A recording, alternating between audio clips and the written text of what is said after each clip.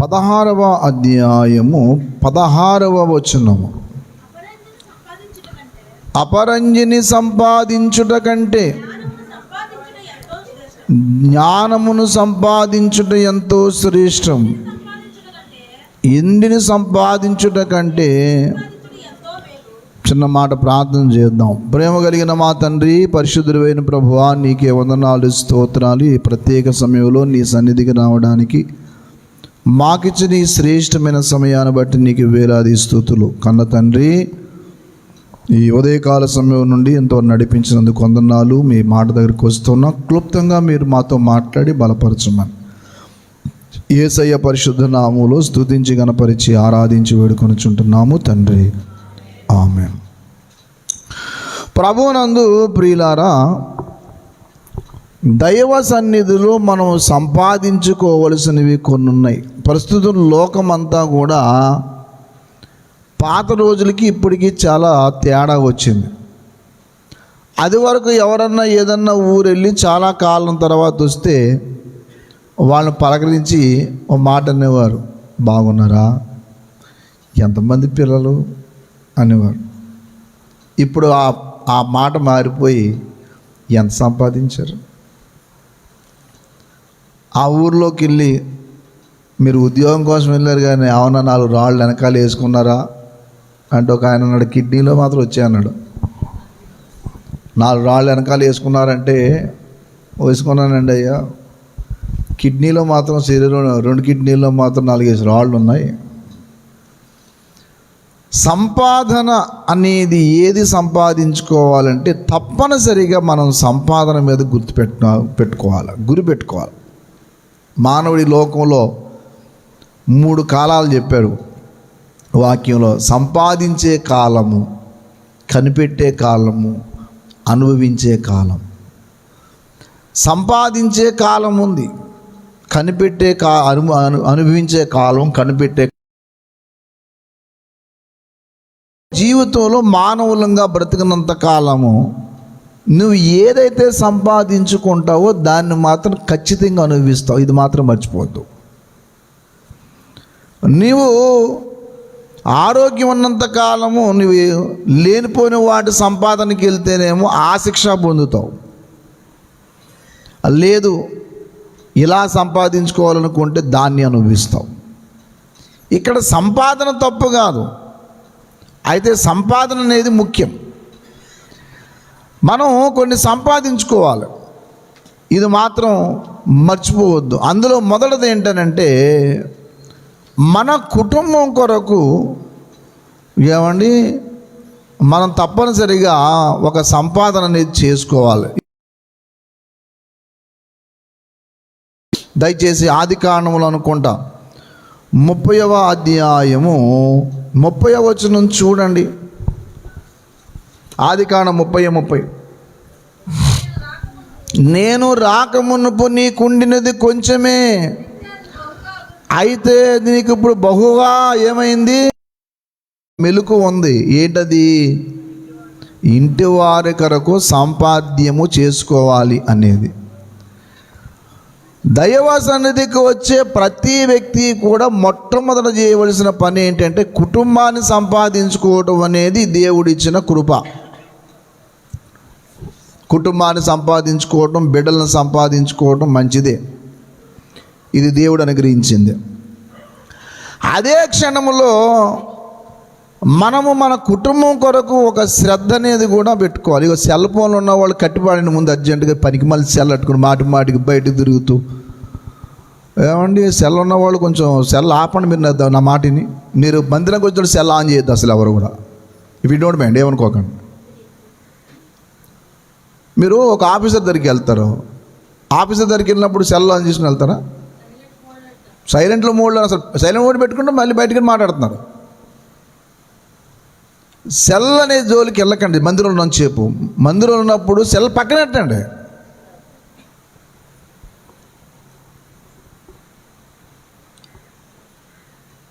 Cell వల్ల భక్తి జీవితంలో నాశనం అయిపోయిన బోళ్ళు ఉన్నారు. కొంతమంది సెల్ వంకెట్టి బయటికి వెళ్ళిపోతుంటారు. అంత అర్జెంట్, ఒక్క అరగంట, ఒక్క గంట మనం దేవుని సన్నిధిలో ఇవ్వలేమా? అయ్య బాబు ఇప్పుడు అంత కొంపే మునిగిపోద్ది అంటే నాకు అర్థం కాదు. అదే మనం మాట్లాడుకోకుండా ఉండాలనుకున్నప్పుడు స్విచ్ ఆపేస్తాం.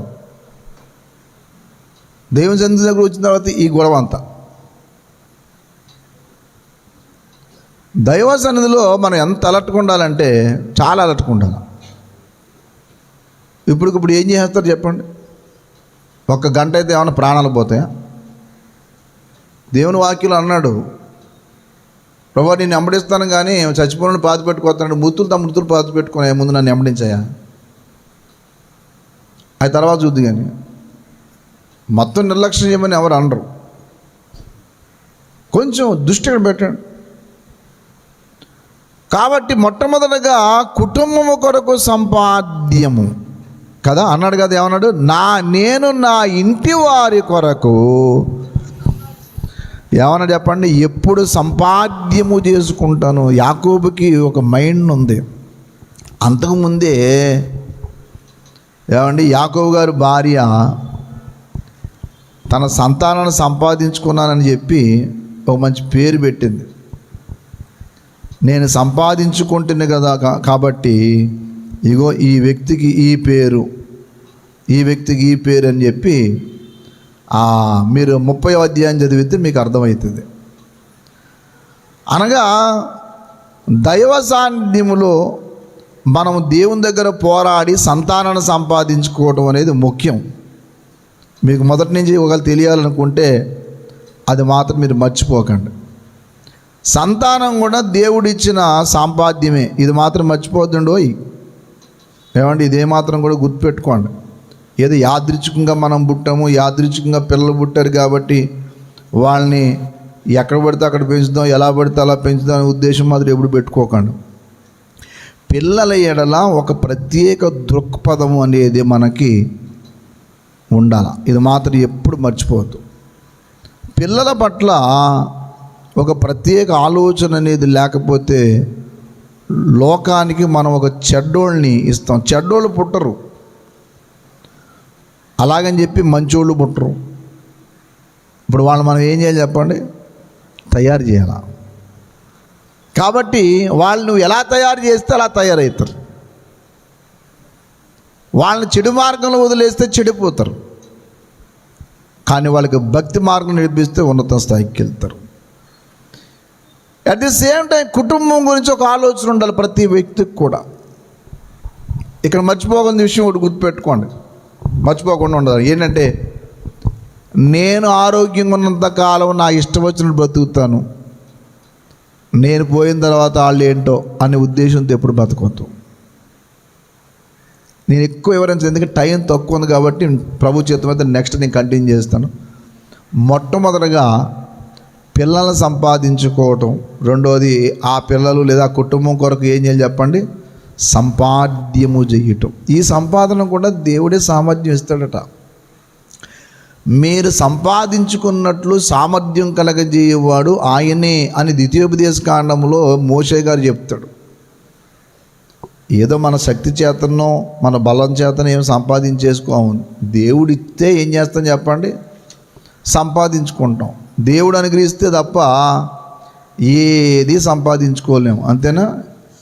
ఏమండి, దేవుడు ఇవ్వకుండా సంపాదించుకుంటామా? నాకు చెప్పండి. దేవుడు ఇస్తేనే ఏం చేస్తాం? సంపాదించుకుంటాం. దేవుడు ఇవ్వకపోతే ఏం చేయాలని చెప్పండి? ఏమి సంపాదించుకోలేం. ఇది మాత్రం ఇప్పుడు మర్చిపోకండి. ఆఖరికి తిండి తిని సంతోషించాలి. దయచేసి ఈ 8వ అధ్యాయము ద్వితీయోపదేశకాండం 8వ అధ్యాయం 18వ వచనం. అమ్మ 17 నుంచి చదువుతల్లి. అయితే మీరు మా సామర్థ్యము మా బాహుబలము ఇంత భాగ్యం మా కలగజేసిన అనుకుందురేమో, కాగా తాను నీ పితరులతో ప్రమాణము చేసినట్లు మీరు భాగ్యము సంపాదించుకున్నట్టు మీకు సామర్థ్యము కలగజేయవాడు ఏమన్నాడు? మా సామర్థ్యము మా బాహుబలము ఇంత భాగ్యం మాకు కలగజేసింది అనుకుంటారేమో. కాదు కాదు కాదు కాదు అసలు ఆ పని చేయడానికి మీకు సామర్థ్యం కలగజేసేది ఎవరు చెప్పండి? దేవుడు. దేవునికి స్తోత్రం కలుగునగా. తప్పనిసరిగా కుటుంబం గురించి ఆలోచన ఉండాలి. ఇది మొదటి సంపాదన. చాలామంది ఏమి ఉండదండి, జీవితకాలం అంతా అసలు ఎందుకు బతికేరో వాళ్ళకి అర్థం కాదు. ఒక గమ్యం ఉండదు, ఏమీ ఉండదు. కష్టపడి సంపాదించాలి, తప్పదు. అన్యాయంతో సంపాదించొద్దు, కష్టపడండి. వచ్చిన పని అంతా చేయండి, చేతికి ఏదో వస్తుంది. మీరు నమ్మండి, ఈ రోజుకి నేను తక్కువ ఎందుకు నిద్రపోతాను తెలుసా? ఎప్పుడు పని పని పని. పని చేసే వాళ్ళకి ఎప్పుడు దేవుడు పని ఇస్తానే ఉంటాడు. పని చేయనోడికి ఇంకా పని ఇవ్వడం, ఇచ్చిన పని కూడా లాగేస్తాడు. పని చేస్తూ ఉన్నవాడికి ఎప్పుడు పని దొరుకుతూనే ఉంటుంది. చూడండి, మీకు కొంతమందికి వెళ్ళోడికే పని వెళ్తుంటుంది. దేని కారణం? పని చేస్తారు కాబట్టి ఆ వ్యక్తికి చెప్తాం, చేయనోడికి మనం చెప్పాం. ఎందుకు బాబు ఇవ్వకండి అంటాం. పని చేసేవాడు ఆలస్యంగా చేసినా పర్లేదండి, మీరు ఎప్పుడు వచ్చినా పర్లేదు అని చేస్తాం. ఏదన్నా అంతే. నేను పెయింటింగ్ ఆర్టిస్ట్ అని చెప్పాను కదా, సార్ నాకు ఖాళీ లేదండి బాబు అంటే, మీకు ఖాళీ అయినప్పుడు రాయండి అని వాడు. ఏంటనంటే నేను ఆ పనిలో అసలు ఎక్కడ కూడా బద్దకించను. అలాగే దేవుని సందుకు వచ్చినప్పుడు దేవుడి పనిలో కూడా అంతే. మనం కుటుంబం కొరకు సంపాదించుకోవాలా. కొద్దిసేపు సెల్లాపండి ఆయన. దైవ సందుకు వచ్చినప్పుడు ఎప్పుడైనా సరే మనం ఒకటి మర్చిపోకూడదు, నాకు ఒక ఫ్యామిలీ ఉన్నది. ఆ ఫ్యామిలీ కోసం సంపాదన అనేది చెయ్యాలి. పాస్టర్ గారు బాగానే చెప్తున్నారు కదా, మరి ఎలా సంపాదించమన్నారని అంటే, చదువుకుంటే యవనస్తులు బాగా చదవండి. ఇప్పుడు సెల్ ఫోన్లు పట్టుకొని అందులో ఫిగర్లు చూసుకొని అందులో చెత్త అంతా చూసుకుంటే చెత్త సంపాదిస్తాం. అర్థమైందా? వింటున్నారా కుర్రోళ్ళు? పట్టుదల కలిగి ఒక స్థాయికి వెళ్ళాలనుకున్న వాళ్ళు ఏం చేస్తారంటే ఎలాగైనా దారి ఎత్తుక్కుంటూ వెళ్ళిపోతాడు అంతే. మొన్న ఒక ఆయన గురించి చదివాను, ఐపీఎస్ ఆఫీసర్ అట. వాటర్లో టీ కూడా ఇచ్చాడట. టీ అసలు ఐపీఎస్ అంటే ఏంటో తెలియని ఆయనకి ఐపీఎస్ ఆఫీసర్ అయ్యాడు. చదవండి, పేపర్లు చదవండి. నేను న్యూస్ పేపర్ ఆదివారం ఒకటి అదనంగా చెప్పమంటాను సత్యనారాయణ గారు. ఎందుకంటే ఆ బుక్లో కొన్ని స్టోరీస్ వేస్తాడు. ఎందుకు అది చదవటానికి? ఎందుకని నేను ఖాళీ దొరికితే ఏదో పుస్తకం తీస్తుంటాను, లేదంటే ఏదో ఒకటి చదువుతూనే ఉంటాను. మన నిత్య విద్యార్థులు ఒక స్థాయిలోకి వచ్చిన తర్వాత యవనస్తులు ఒక స్థాయికి వచ్చే వరకు చెత్త వాటి మీద దృష్టి పెట్టొద్దు. మంచం పడుకొని సెల్ ఫోన్ చూసుకుంటూ నాకు పిచ్చికిపోయే విషయాలు కొన్ని ఉంటాయి. తల్లిదండ్రులు కూడా బుద్ధి జ్ఞానం తెచ్చుకోండి. ఆ మాటని మీరు జబర్దస్తులు, బిగ్ బాసులు, అమ్మా నాన్నలు చూస్తే పిల్లలు ఏం చూస్తారు? గదిలోకి వెళ్ళి చదువుకుంటారా?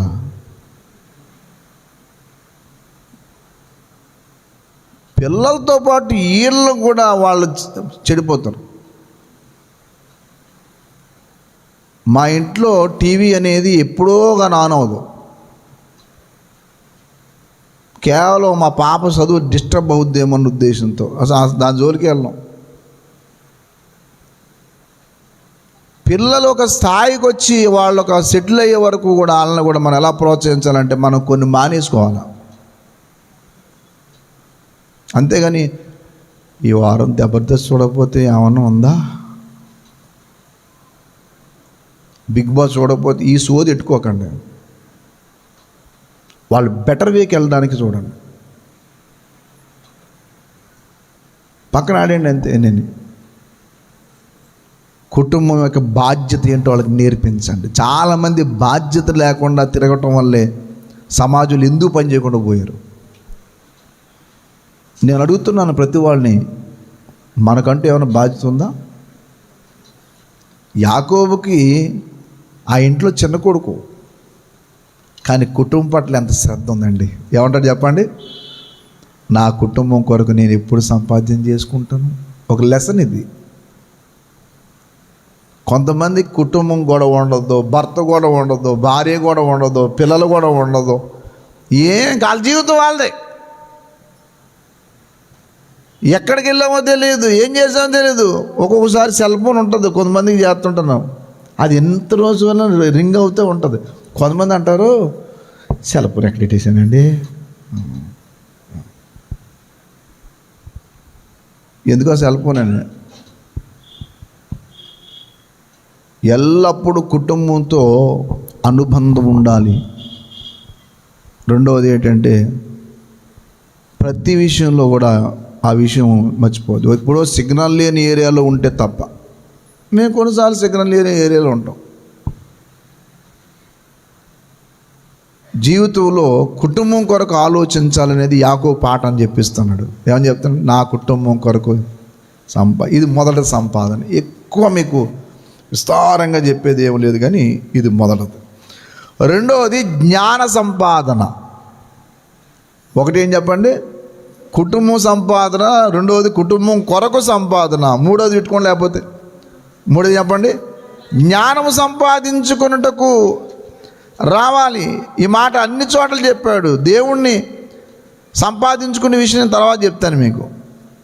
జ్ఞానం సంపాదించుకుంటే అన్నీ సంపాదించుకున్నట్లే అనే మాట మర్చిపోవద్దు ఎప్పుడు కూడా. దయచేసి హోషేయ గ్రంథంలో కూడా ఒక చక్కటి మాట ఉంది.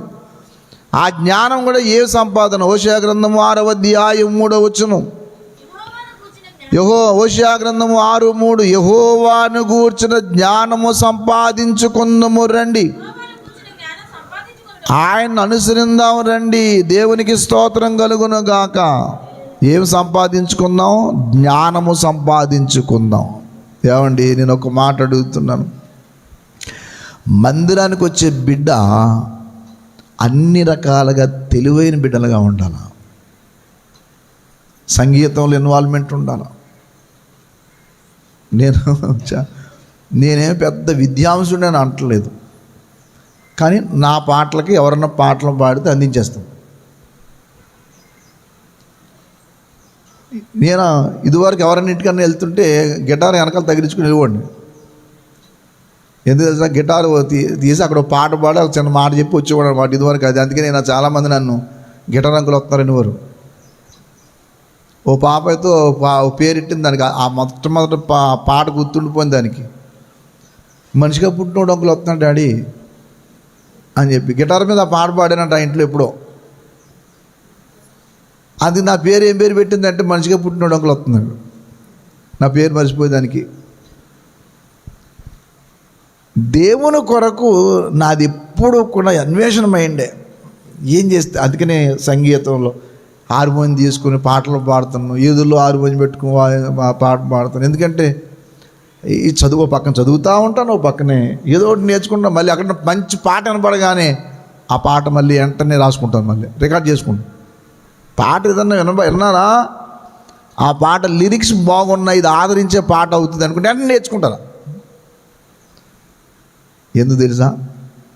జ్ఞానం సంపాదించుకోవటం అన్ని రకాల మేలు. జ్ఞాన సంపాదన కోసం నువ్వు ప్రార్థించాలి, ప్రాక్టీస్ చేయాలి, వాక్యం చదవాలి. నేను మీ అందరికీ ఒక లింక్ షేర్ చేశాను మన గ్రూప్లో. ఎంతమంది చూసారో తెలియదు. ఎల్ఐసి ఎంప్లాయీస్ ఆఫీసర్స్ వాళ్ళు వాక్యం చెప్పమని నన్ను అడిగారు నిన్న. వాళ్ళు ఏజీఎంలో జిఎంలో అందరూ కలిసి ఉంటారు అందులో. హైలీ ఇంటలెక్చువల్స్ అందరూ వాళ్ళు. నేనంతా ఆఫ్టర్ ఆల్ వాళ్ళ ముందు నేను వాక్యం చెప్తామేంటి? ఒక అన్న ఉన్నాడు ఇక్కడ, ఒక ఆఫీసరు. బ్రదర్ శనివారం సాయంకాలం వాక్యం చెప్పాలి మీరు. నేనా? మీ ఆఫీసర్స్ మధ్యలోన జూమ్ యాప్లో చెప్పాలి బ్రదర్ అంటే. ఈ లోపల ఒక ఆయన బాంబే నుంచి కనెక్ట్ అయ్యి, బ్రదర్ మీరు తరచూ మాకు కొంచెం వాక్యం చెప్పండి అన్నాడు ఆయన. మేము చాలా విషయాలు దేవుని వాక్యంలో నేర్చుకున్నాం అని చెప్పి. ఎందుకు ఈ మాట చెప్తాను తెలుసా మీకు? నేను తెలివైన కాదు నేను ఇక్కడ మాట్లాడింది. మీరు వాక్యము కొరకు ఎంత ప్రయాసపడతారో పడండి, ఎంత జ్ఞానం సంపాదించండి. ఒకానొక టైంలో ఉన్నత స్థాయిలో వాడబడతావు. నువ్వు ఏది సంపాదిస్తావో అదే అనుభవిస్తావు, మర్చిపోవద్దు. అందుకనే మూడవది జ్ఞానము సంపాదించుకోండి. సామెతల గ్రంథము 4వ అధ్యాయము దయచేసి చూడండి. సామెతల గ్రంథము దయచేసి 4వ అధ్యాయము అందరూ చూడండి. ఒక చక్కటి మాట, జ్ఞానము సంపాదించుకున్నట్టయే జ్ఞానమునకు ముఖ్యాంశము. నీ సంపాదనంతా ఇచ్చి సంపాదించుకునుము. 7వ వచనం, నీ సంపాదనంతా ఇచ్చి బుద్ధి సంపాదించుకునుము. నువ్వు ఏం సంపాదించుకున్నా సంపాదించుకోకపోయినా ఏం సంపాదించుకోవాలి చెప్పండి? అది 14వ వచనం, 3వ అధ్యాయం 14వ వచనం కూడా చూడండి. ఇవెండి సంపాదించుకుంటే కంటే జ్ఞానము సంపాదించటం మేలు. అపరంజి సంపాదించడం కంటే, విన్నావా? అపరంజి సంపాదించుకుంటే కంటే, అపరంజి అంటే బంగారం. జ్ఞానం సంపాదిస్తే అపరంజి ఈజీ, కానీ అపరంజి సంపాదిస్తే జ్ఞానం ఈజీ కాదు. కొంతమందికి మాలోకం ఏమి అసలు ఏముంటుంది, ఎప్పుడు ఏం చూసినా కానీ వ్యర్థ విషయం. నిన్న ఒక అన్న ఫోన్ చేశాడు సాయంకాలం, ఇలా మేము జూమ్ మీటింగ్ అయిన తర్వాత, అన్న నీకు ఎవరన్నా ఖమ్మం చర్ల నుంచి ఫోన్ చేశారా అని. ఏ అన్నాను, సిఎస్ఐ పాస్టర్ గారు అడిగారు మీ గురించి అని. నేను ఆయనకి ఎలా తెలుసు అంటే, తెలియటం కాదన్నా, మీరు మాడిమిల్లు వచ్చినప్పుడు జీఎం వలసలు వాకింగ్ చెప్పినప్పుడు స్టేజ్ మీద ఉన్నాడట ఆయన, మిమ్మల్ని చర్ల పిల్లలని చెప్పి అనుకుంటున్నాడట ఆయన, మాట్లాడండి సార్ అన్నాడు. ఖమ్మం దగ్గర ఒకసారి ఖమ్మంలో నేను ఎక్కడన్నా చెన్నై ఏంటి ఎక్కడన్నా తిరుగుతాను. నేనేంటి, వాక్యంలో ఎదుగుతున్న ప్రతి బిడ్డ కూడా నేను కాదు చెప్పేది, ముందు జ్ఞానం సంపాదించుకోండి.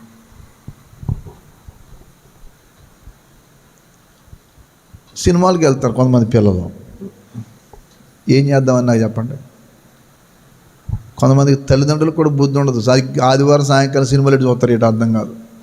ఏమనంటే అందులో యాక్షన్ బాగుంటుందండి, అది చాలా బాగా నటిస్తాడు. నువ్వే చెప్తున్నావు, నటనే కదా అది. అంటే ఆ నటన నేర్పిద్దామన్నా? పిల్లలకు జ్ఞాన సాధన నేర్పించండి. కుటుంబం సంపాదించుకున్న తర్వాత ఆ కుటుంబం కొరకు కావాల్సిన సంపాద్యం సంపాదించండి. ఎంతో కొంత మనకి ఏదుందో దాన్నే జాగ్రత్త చేసుకోండి. అంతేగాని వచ్చిందంతా తినేయటమే. కొంతమంది అనవసరం ఖర్చు పెడతారు. ఏదన్నా ఒక వస్తువు కొనేటప్పుడు కూడా స్టాండర్డ్ చూసుకోవాలి. ఏదో కొనేసి అందంగా ఉంది అనుకుంటే పైన రంగేసి ఉంటాడు, చూసుకో. అది అలా కాదు మనం చేయవలసింది. ఇది ఎంతవరకు స్టాండర్డు అనేది అంత ఆలోచన చేయాలి. 100 సార్లు మార్చకూడదు దాన్ని. ఈ ఆలోచన ఉండాలి. కొన్నిసార్లు అనవసరంగా వేస్ట్ అయిపోతుంది కొన్ని. మా చిన్న పాపకు ఒక ఐడియా ఉంటుంది, అందరిలా బట్టలు కొందాం. ఎందుకు కొంద తెలుసా? అందులో తెలివైంది. ఎందుకంటే ఒకసారి నేను కొన్ని పాడేసే కంటే ఒక్కోసారి జాగ్రత్తగా ఉంటే మంచిది కదా అనేది మంచి తెలియదు.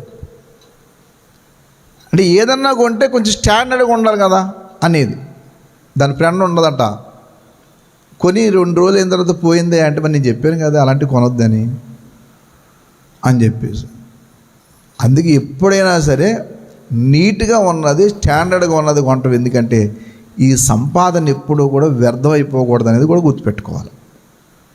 అర్థమైందా? అందుకని ఏం సంపాదించాలి చెప్పండి? మూడోది జ్ఞానము సంపాదన. ఈ సంపాదన వెండి సంపాదించుట కంటే జ్ఞానము సంపాదించుకునుట. తర్వాత ఏమండి, ఇంకొక 2 విషయాలు, ఇంకా చాలా ఉన్నాయి వాక్యంలో. సర్వలోకాన్ని సంపాదించుకుని తన ప్రాణాన్ని పోగొట్టుకుంటే ఏం ప్రయోజనం అంటే అర్థం ఏంటంటే, దేవుడు లేకుండా ఏం సంపాదించుకుంటే ఏం ప్రయోజనం అంటే క్రీస్తును సంపాదించుకునుట. 4వది చెప్పండి, క్రీస్తును సంపాదించుకుంట. ఫిలిప్పీ పత్రిక ఫిలిప్పీ పత్రిక 3వ అధ్యాయం త్వరగా 9వ వచనం. ఫిలిప్పీ పత్రిక 3వ అధ్యాయం 9వ వచనం. దేవునికి స్తోత్రం. క్రీస్తును సంపాదించుకొని. ఎవరిని సంపాదించుకున్నామా? నేను అడుగుతున్నాను, ఎప్పుడన్నా యేసుని సంపాదించవా? ఏమండి, కొంతమంది ఒక ఆయన, నేను అడిగా, ఒక ఆయన గురించి చెప్తారు ఇంట్లో వాళ్ళు, అమ్మ ఎంతకాలం ఆయన ఉద్యోగం ఏం సంపాదించాడంటే జబ్బు సంపాదించాడు అన్నాడు. అన్నాను, జబ్బా అమ్మంటే జబ్బు అండి. ఏంటంటే ఆ ఉద్యోగంలో జాయిన్ అయిన తర్వాత చేతి నిండా డబ్బులు ఆడటం వల్ల కన్ను మిన్ను కాకుండా ఏది పడితే చేసేవాడట. ఆఖరికి కాళ్ళు చేతులకి అనారోగ్యాలు వచ్చి మొత్తం మీద ఏమైందంటే జబ్బులు వచ్చేసాయి. కొన్నిసార్లు మనం ఆరోగ్యంగా ఉన్నంత కాలం ఏదో ఆలోచన చేయం. క్రీస్తును సంపాదించుకోండి. ఎందుకంటే ఈ లోకంలో అన్ని ధనాల కంటే గొప్ప ధనం ఏంటి చెప్పండి? క్రీస్తు. దేవునికి స్తోత్రం కలుగును గాక. యేసయ్య గొప్ప ధనం. వాక్యము చదవటం, ప్రార్థనా జీవితంలో ఎదగటం, ఈ లోకంలో యేసయ్యను సంపాదించుకున్నవాడు అంత ధనవంతుడు ఇంకొకడు లేడండి. చాలామంది అనుకుంటున్నారు యేసయ్యను సంపాదించుకుంటే ఏమొస్తుందని చెప్పి. యేసయ్యను సంపాదించుకున్న వాళ్ళు ఈ లోకంలో అందరికంటే ఆస్తిపరులు. అన్నీ సంపాదించుకొని యేసయ్యను వదిలేసుకోవడం, దానికి అంత దారిద్ర్యం ఇంకోటి ఉండదు. అందుకని పౌలంతటి భక్తుడు ఈ లోకంలో నువ్వు ఏం సంపాదించుకున్నారయ్య అంటే క్రీస్తుని ఆ సంపాదన కోసం అన్నీ వదిలేసుకున్నాడట. 8వ వచనం. నిశ్చయముగా నా ప్రభు అయిన యేసు క్రీస్తుని కూర్చుని అతి శ్రేష్టమైన జ్ఞానం నిమిత్తము సమస్తము నష్టముగా ఎంచుకొనుచున్నాను.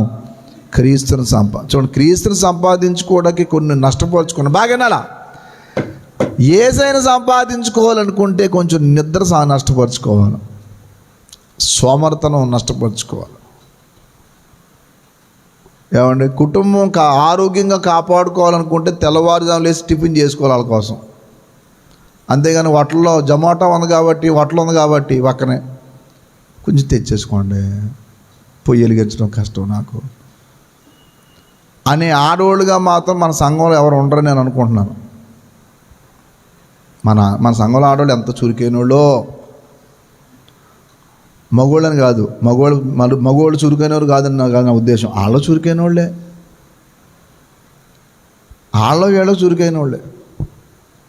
కాబట్టి ఈ చురుకుదనం ఎలా ఉండాలంటే అనారోగ్యం పాలు చేసే రీతిగా ఉండకూడదు. క్రీస్తును సంపాదించుకునే కుటుంబాలుగా ఉండాలి. దేవునికి స్తోత్రం. అవును, మరి మీరు చురుకైన వాళ్ళైతే ఉపవాస ప్రార్థన ఎందుకు రాదు? మరి అవును, మీరు చురుకైన వాళ్ళైతే కొట్టి కట్టేసిన తర్వాత కూడా రావచ్చు ప్రార్థనకి, ప్రార్థన చేసుకెళ్ళవచ్చు. నువ్వు చురుకైన దానం అయితే 1 గంటకు ప్రార్థన రావటం ఏంటి? 11:30 అంటే అదే ఫంక్షన్ మీటింగ్ అనండి, ఎక్కడన్నా బంధువులు ఇళ్ళకి వెళ్దాం అనండి, టకా టకా టకా టకా అంటే ఎప్పుడు లేని మెలకు అంత ఆ రోజు వచ్చేస్తుంది. లోకు ఎవరంటే దేవుడే. ఏమన్నంటే నేమో ఎక్కువ ఏదన్నా లేట్ అయితే సైతాన్ అండి బాబు. ఓ రోజు సైతాన్ కూర్చొని ఏడుతున్నాడు అక్కడ.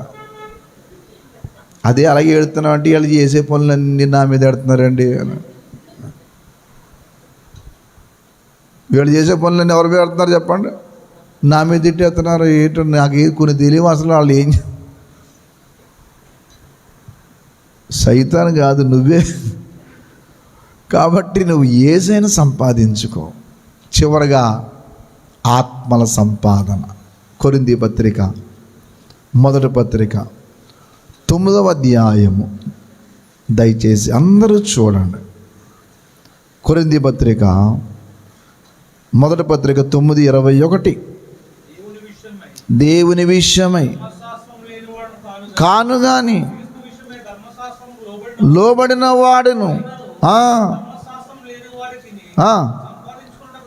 ధర్మశాస్త్రము లేని వారిని సంపాదించుకున్నటకు ధర్మశాస్త్రం లేని వారికి ధర్మశాస్త్రం లేని వాని వలె ఉంటుంది. బలహీనలను సంపాదించుకున్నటకు అయితే ఏ విధము చేతన కొందరిని రక్షింపవలనని. దేవునికి స్తోత్రం. ఆత్మల సంపాదన ఇది. ఏ సంపాదన? మనం బ్రతికినంత కాలము ఇది గుర్తుపెట్టుకోవాలి, మనము ఆత్మను సంపాదించడం నేర్చుకోవాలి. కొంతమంది జీవితకాలంలో ఒక్కరి కోసం కూడా ఏం సంపాదించేది ఏముండదు. ఏమండి, ఈ లోకంలో ఆశ ఉండొచ్చు, అన్నీ ఉండొచ్చు, కానీ ఆత్మల సంపాదన కోసం ఏం చేసామని చెప్పండి. చాలామంది ఏమనుకుంటుంటారంటే, నాలాంటి వాళ్ళు ఓ దశంభాగం ఇచ్చి నేను దేవుడికి చాలా ఇస్తున్నాను అనుకోవచ్చు, లేకపోతే ఏదో కొంచెం చేసి ఏదో ఇవ్వచ్చు, ఏదో ఇచ్చి అనుకోవచ్చు. అవును, మిగతాదంతా కూడా దేవుని సన్నిధిలో మనం ఆత్మల సంపాదన కోసం ఎప్పుడైనా ఆలోచన చేసేటప్పుడు ఈ విషయం కూడా గుర్తుపెట్టుకోవాలి. దేవుని పిల్లలుగా ఒక మాట మనం అందరం గుర్తుపెట్టుకోవాలి. చివరిది ఏంటంటే, ఈ లోకాన్ని విడిచిపెట్టినప్పుడు ఆత్మలు సంపాదించడం మర్చిపోవద్దు. లోకాసు వార్త 16వ అధ్యాయము 9వ వచనం. లోకాసు వార్త 16వ అధ్యాయము 9వ వచనం. అన్యపు కాదు, అన్యాయపు సిరి వలన, ఏండి, అన్యాయపు సిరి వలన మీకు స్నేహితులను సంపాదించుకోండి. ఎందుకనగా, ఇలాగనాలా, ఇక్కడనాలా, అన్యాయపు సిరి వలన స్నేహితులను సంపాదించుకోండి అంటే మీ డబ్బుతో ఆత్మలను సంపాదించుకోండి. ఆ డబ్బు మిమ్మల్ని వదిలిపెట్టి వెళ్ళిపోద్దు, కానీ ఈ ఆత్మలు అయితే ఉంటాయి. డబ్బు శాశ్వతం కాదు, పదవి శాశ్వతం కాదు, మనం శాశ్వతం కాదు.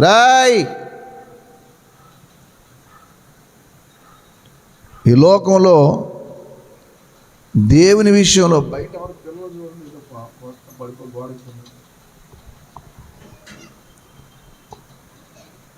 అయిపోయిన తర్వాత బోర్డు కోసుకోవచ్చు. సంపాదన అనేది దేవుని దగ్గరకు వచ్చినప్పుడు చిట్ట చివరిగా ఒక సంపాదన గురించి ఆలోచన చేయాలి. అది ఏంటి చెప్పండి? ఆత్మల సంపాదన. ఎక్కడ పని చేస్తామో అక్కడ కొంతమందిని మనం సంపాదించాలి. వాళ్ళతో పాటు మనం మింగిళ్ళు అయిపోం, వాళ్ళతో పాటు మనం కలం. ఏ విధమైన చేతన కొందరిని సంపాదించుకోవడం అనేది మర్చిపోకండి. ఈ లోకంలో ధనం అనేది దేవుడిస్తాడు, మంచిది. దానికోసం ఆత్మల దాంతో ఆత్మను సంపాదించడం నేర్చుకోండి. అందుకే ఏనాడు కూడా మనం దేవుడిచ్చిన దేన్నన్నా సరే దాన్ని పట్టుకుని ఊరికి వచ్చి చేస్తూ ఉండదు. ఆత్మల సంపాదన కోసం ఏ ప్లాన్ చేయాలో ఆ ప్రణాళిక వేసుకోవాలి. ఆ సిరి మిమ్మల్ని వదిలిపోయినప్పుడు వారి నిత్య నివాసంలో మిమ్మల్ని ఏం చేస్తారు చెప్పండి? చేర్చుకుంటారు. దేవుని పిల్లలారా, చిట్ట చివరి ఆలోచన మీరు చేయండి. ఏం సంపాదించారు చెప్పండి? ఇన్ని సంవత్సరాలు అయింది, ఇంత వయసు వచ్చింది, పర్వాలేదు సార్, ఒక 4 రోజులు ఇంట్లో కూర్చున్న నా పిల్లలకి నా భార్యకి ఏమి నష్టం లేదు, నా భర్తకి ఏమి నష్టం నేను చెప్పగలరా? ఏమన్నా ఏదన్నా కొంచెం జ్ఞానం ఉందా? జ్ఞానం సంపాదన చేసావా? జ్ఞానం ఉంటే ఎందుకు కొన్ని నష్టం చేసుకుంటే పనులు చేస్తావు? జ్ఞానవంతురాలు తన ఇల్లు కట్టును, జ్ఞానవంతులు తన కుటుంబంతో జ్ఞానంతో కాపురం చేస్తారు. కాపురం చేసేవాళ్ళు జరిగా జ్ఞానంగా ఉండాలంటారు. జ్ఞానం గల వాళ్ళు ఇతరులను రక్షిస్తారు. ఓ ప్రాంతానికి వెళ్ళావంటే నిన్ను చూడగానే అక్కడ ఉన్న వాళ్ళు కొంతమంది మారాలా, ఈయన ఇక్కడికి వచ్చే తర్వాత సార్ మా జీవితాలు బాగుపడ్డాయి, నేను షెటిల్ ఆడతాకి వెళ్తా, అందులో కొంతమంది నాతో వెటకారం ఆడతారు, పాస్టర్ గారు ఇలా మందు పార్టీ ఉంది, మీరు తప్పనిసరి రావాలా, మీరు తాగొద్దులేండి, కూర్చుంటే సరిపోతుంది. నేను తాగితే ఎంత పాపమో కూర్చుంటే కూడా అంతే పాపం. అదేంటండి బైబిల్లో అలా ఉందంటే ఉందే, దుష్ట సాంగత్యం మంచి నడవడని చెరుపును. ఇదేంటండి బాబు, ఇదేం భక్తి అంటే? మాకు తెలిసిన క్రైస్తవులు 3 మంది మాకు తెలుసుండి మాతో తాగుతారంటే వాళ్ళు తాగుతారు, నేను ప్రభువుని గాయపరచను. ఆదివారం పార్టీకి రారంటే రాను. ఎందుకు రారు? నాకు కుదరదు. మొహమాట లేదు అక్కడ. ఎందుకు తెలుసా? యేసయ్యను సంపాదించుకునే ఆత్మల సంపాదన కోసం ఎంత త్యాగం అన్నా చేస్తా. అవసరమైతే ఏదన్నా కోల్పోతాను, ఎవరన్నా కోల్పోతాను, కానీ యేసయ్యను మాత్రం కోల్పోను. ఒక స్థిర నిర్ణయం తీసుకుందాం. యవనస్తులుగా ఈ మాట గుర్తుపెట్టుకోండి. మీరు జ్ఞానం సంపాదిస్తారో, అమ్మా నాన్నకి ఆశ సంపాదిస్తారో, ఏమండి ఏం సంపాదిస్తారో ఆ స్టాండర్డ్గా ఉండేది సంపాదించుకోండి, చెత్త సంపాదించకండి. ప్రభువు మనందరినీ ఒక స్థిరమైన సంపాదనలు నిలబెట్టి నడిపించును గాక. ప్రార్థన చేసుకుందాం. మోకరించండి. యవన బిడ్డలుగా మీరు ఏం సంపాదిస్తున్నారు? జ్ఞానమా, పాపమా?